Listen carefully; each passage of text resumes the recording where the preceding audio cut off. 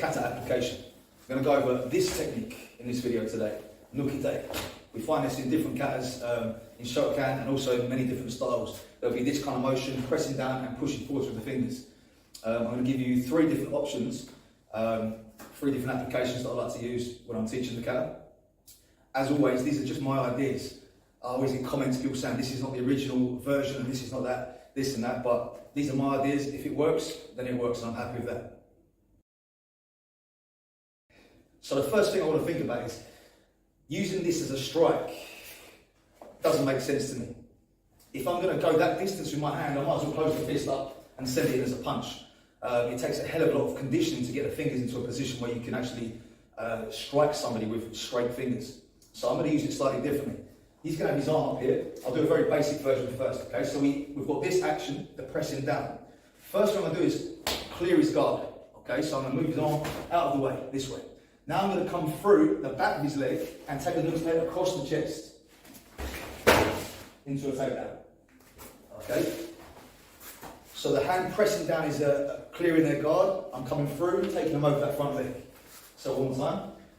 A very basic version again. So from here, pressing down, I'll take my stance long into the stance and press for that takedown.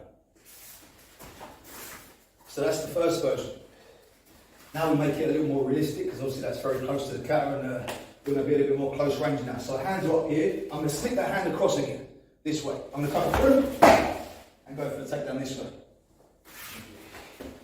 Okay, so a little bit of a different angle, maybe we come from here. So I'm here, this way, hands are up, we're exchanging maybe. I'm taking his arm across this way, coming through, taking that around the head, across the chest and down. So going back to my earlier point of not using this strike from a distance, how I would use it with the fingers is if we're in that close clinching position from here. Maybe we're grabbing or something, I'll use this in the neck maybe and press with it into his throat, this kind of idea.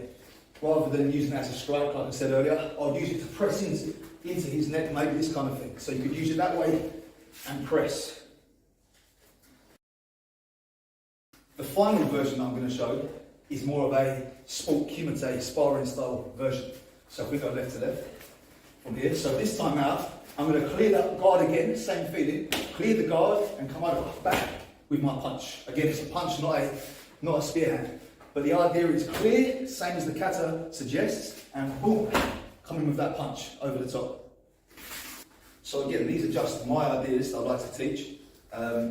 It gives a reason for that deep front stance, to be underneath their hip level for the takedown.